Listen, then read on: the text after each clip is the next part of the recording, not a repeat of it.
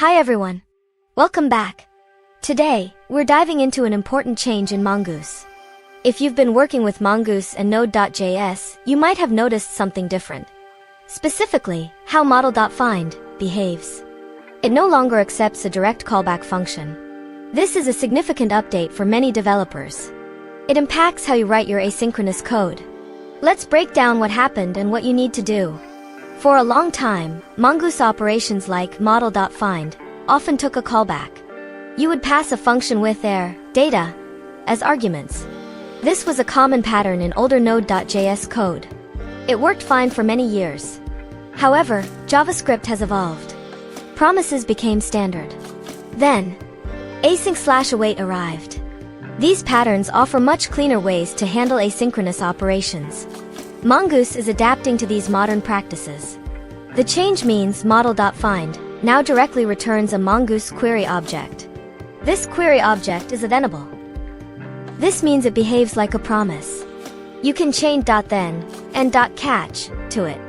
Or, even better, you can use await with it. The goal is to encourage more readable and maintainable code. It also helps with better error handling. Callbacks could sometimes lead to callback hell. They could make error propagation tricky. Moving to promises and async/await simplifies these issues greatly. So, how do you update your existing code? Don't worry, it's straightforward. We have two main approaches. First, using async/await. This is the most recommended method for modern JavaScript.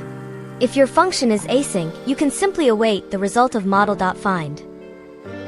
For example, instead of Model.find name John function users, you would write const users equals await Model.find name John. Remember to wrap this in a try catch block. This handles any errors that might occur during the database operation. It makes your error handling explicit and clear. Second, using promises with .then and .catch. This is another excellent way to handle the change. If you're not using async functions, or if you prefer the promise chain syntax, this works perfectly. You would call Model.find, and then append .then, for the success case. You would also append .catch, for error handling.